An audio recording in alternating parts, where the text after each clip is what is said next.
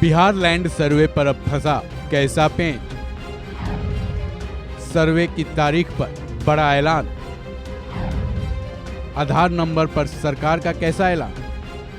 Bihar land survey को लेकर बिहार सरकार बुरा तरीके से घिरती नजर आ रही है। बिहार सरकार ने इस साल के शुरुआत में ही बिहार लैंड सर्वे के काम को अचानक अनिश्चित काल तक के लिए रोकने का ऐलान किया था। उसके बाद अब नीतीश कुमार की सरकार ने लैंड सर्वे को लेकर एक बड़ा ऐलान कर दिया है। यह ऐलान बिहार लैंड सर्वे की डेडलाइन यानी आखिरी तारीख को लेकर है। साथ ही बिहार सरकार ने इस मामले में एक नया नियम भी तय कर दिया है, जिसका संबंध आधार लिंक से है। बिहार सरकार में राजस्व एवं भूमि सुधार विभाग के अपर मुख्य सचिव ने बिहार लैंड सर्वे की लास्ट डेट को लेकर बड़ा ऐलान किया है।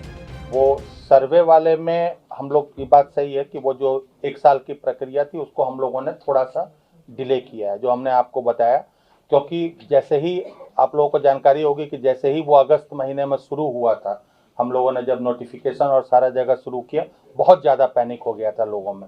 और नहीं, चुनाव से कोई मतलब नहीं है। अगस्त महीने में आप लोग ही अखबारों में निकालते थे, जिसमें कार्यालयों पर इतनी लंबी लंबी लाइनें लगने लगी थी, इतनी भीड़ होने लगी थी उस पे कार्यालयों में, लोगों में बहुत ज़्यादा पैनिक हो गया था।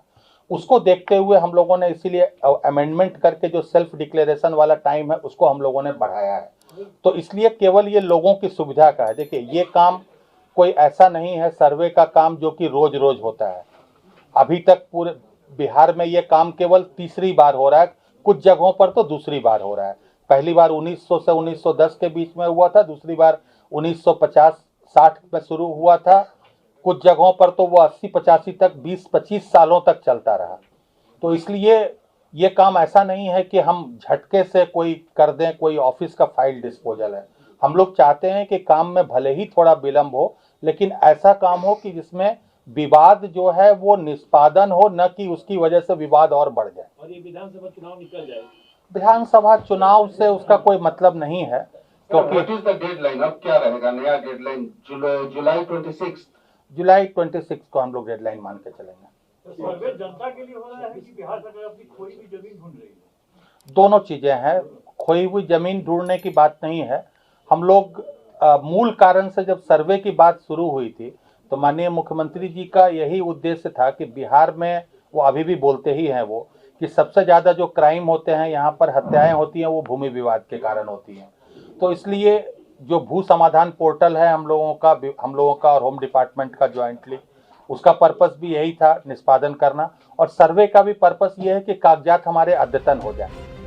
ऐसे में ये साफ है कि बिहार सरकार अब ये मान रही है कि लैंड सर्वे को लेकर बिहार के लोगों में भय का माहौल है।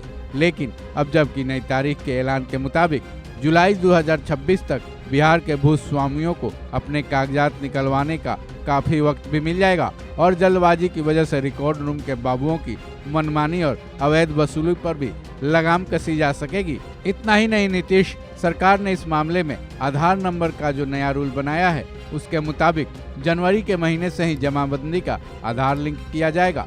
सरकार की सोच है कि इससे बेनामी जमीन पर लगाम कसी जा सकेगी।